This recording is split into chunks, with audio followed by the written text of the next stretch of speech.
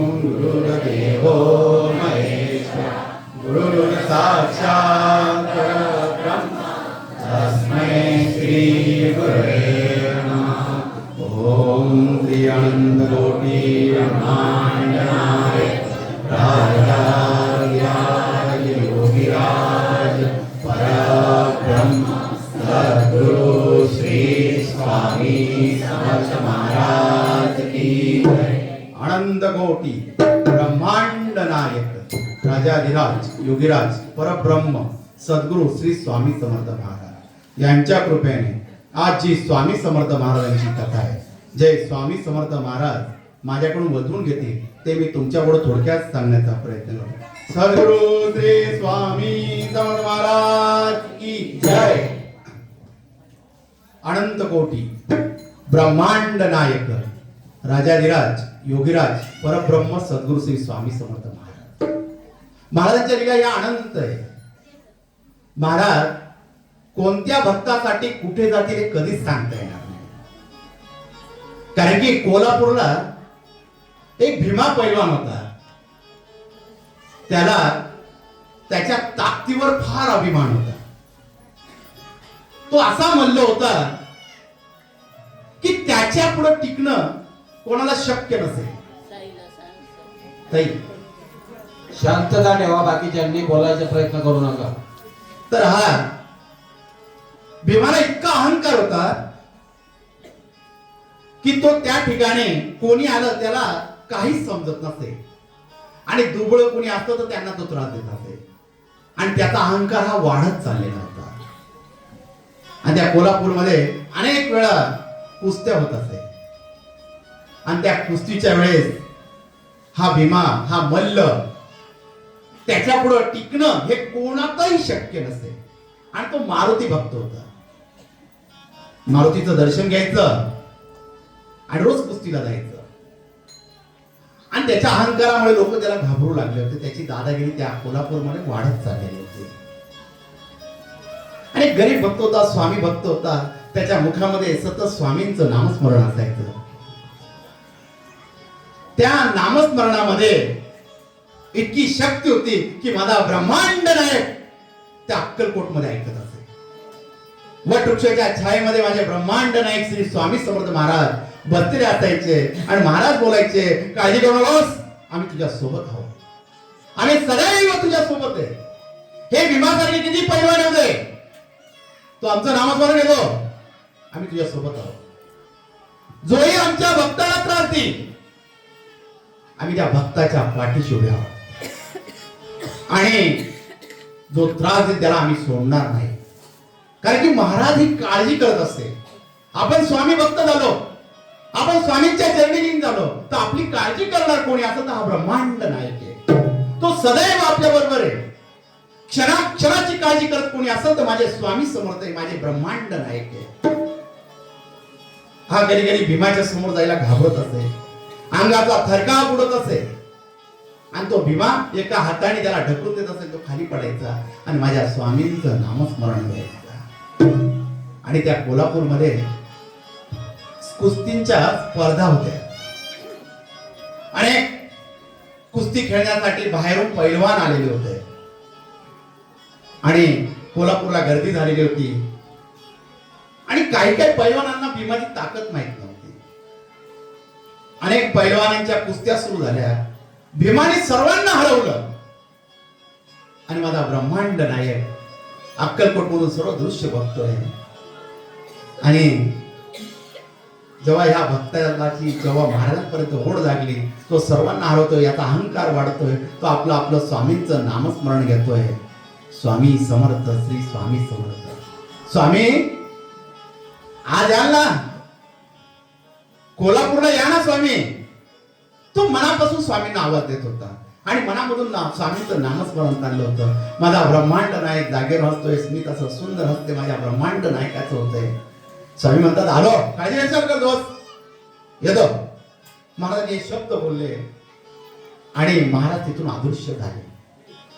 कोल्हापूरमध्ये कुस्त्या चालू होत्या, भीमा जिंकत होता, सर्वजण भीमाचा जय जयकार करत होते। भीमाचा अहंकार वाढलेला होता, आणि काही क्षणामध्ये माझा ब्रह्मांड नायक त्या कोल्हापूरला प्रगट झालेला होता. कटेवर हात होता, एक हात उंच माझ्या ब्रह्मांड नायकाने केलेला होता. भक्तांना आशीर्वाद देत होता. या भीमाचं लक्ष त्या स्वामींकडे गेलं. त्याला एकाने सांगितलं, हे स्वामी समर्थ अक्कलकोटचे दत्त अवतारी ब्रह्मांड नायक आहे.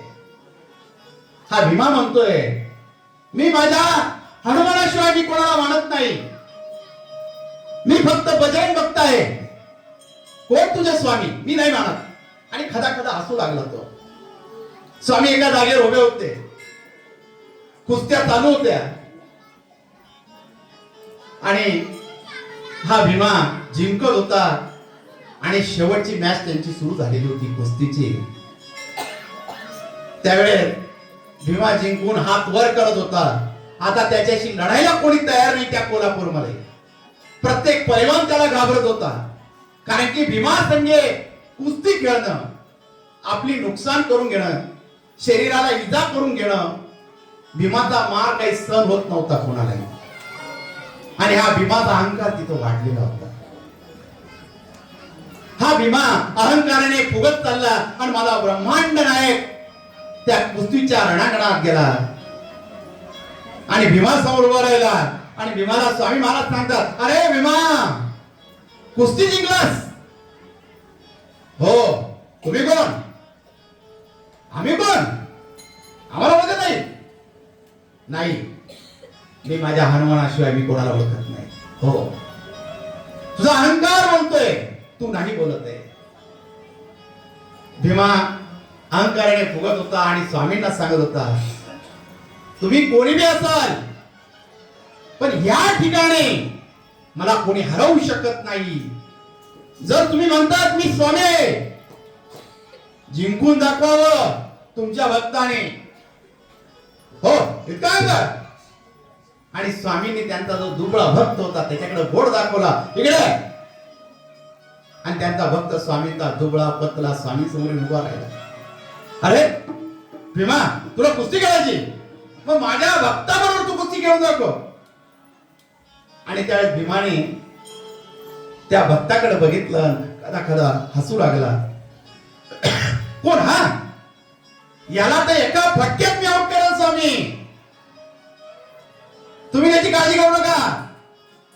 लाईट चालू राहते. तुम्ही त्याची काळजी करू नका स्वामी. याला मी एका फटक्यात आउट करेन. त्याची काळजी तुम्ही करू नका.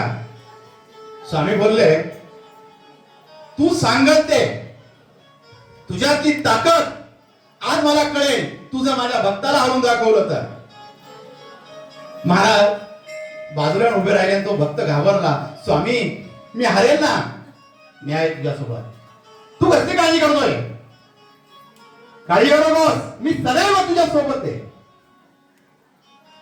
त्यावेळेस हा घाबरत तिथं भीमासमोर उभा राहिला. आणि त्यावेळेस माझा ब्रह्मांड नायक कटेवर हात ठेवलेला होता. एक हात उंच त्यांनी केलेला होता स्वामी महाराजांनी.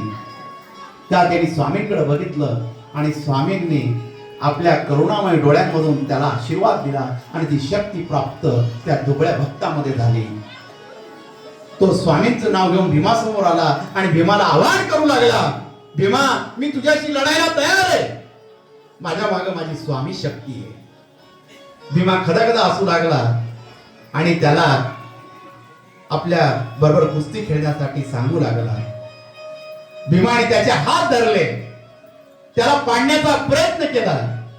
पण त्यावेळेस एक लोह शक्ती त्या भक्तामध्ये तयार झालेली होती. तो त्याला हलवू शकत नव्हता. त्याने दोनदा भीमाला ढकललं. भीमा खाली पडला. भीमा त्याच्याशी कुस्ती खेळण्याचा प्रयत्न करतोय, त्याला हलवू शकत नाही. आणि शेवटी थकला आणि खाली पडला. त्याला त्याचा अपमान वाटू लागला आणि हनुमंताचं नाव घेऊ लागला आणि डोळे मिटले. त्याला हनुमानाचं जे आपल्या डोळ्यापुढे जे स्मरण करणं, जी शक्ती आहे ती येतच नव्हती की माझा बजरंगबली दिसतो कसा आहे. तो डोळे पुसू लागला आणि पश्चाताप करू लागला की आपलं काहीतरी चुकलेलं आहे. आणि त्या पश्चातापामध्ये त्याचं लक्ष स्वामींकडे गेलं आणि माझा ब्रह्मांडाना कटेवर हात ठेवलेला होता, एक हात उंच केलेला होता स्वामींनी. आणि त्यावेळी त्याला हनुमानाचं दर्शन स्वामी महाराज देऊ लागले. भीमाने हात जोडले आणि डोळ्यामधून आसरू येऊ लागले. मला क्षमा करा स्वामी, मला क्षमा करा, मी चुकलो. आणि त्या पडलेल्या अवस्थेत तो स्वामींकडे जाऊ लागला आणि स्वामींचे चरण घट्ट पकडले. त्यावेळेस स्वामी महाराज साक्षात हनुमानाच्या अवतारामध्ये त्याला दर्शन देत होते. भीमा स्वामींकडे बघतोय, पश्चाताप झालेला आहे, डोळ्यामधून आसरू येत आहे. महाराज मला क्षमा करा, मी तुम्हाला ओळखलं नाही. स्वामी मला क्षमा करा, तुम्ही सर्वस्व आहात. मी हनुमंताची आजपर्यंत पूजा करत आलो, पण हनुमंताच्या अवतारामध्ये तुम्ही मला दर्शन दिलं. स्वामी तुम्ही मला दर्शन दिलं. स्वामी सांगू लागले, अहंकार कशाला करतोस? तुझी भक्ती पाहून आम्ही तुझ्या सोबत आलो आहोत.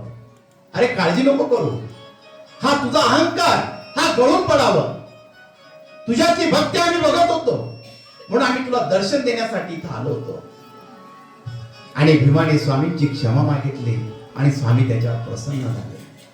त्या दिवसापासून हा भीमा ज्यांना ज्यांना कुस्ती शिकवत असे, स्वामींचं स्मरण करत असे आणि त्यांना जवळ घेत असे आणि सर्वांचा गुरु बनत असे.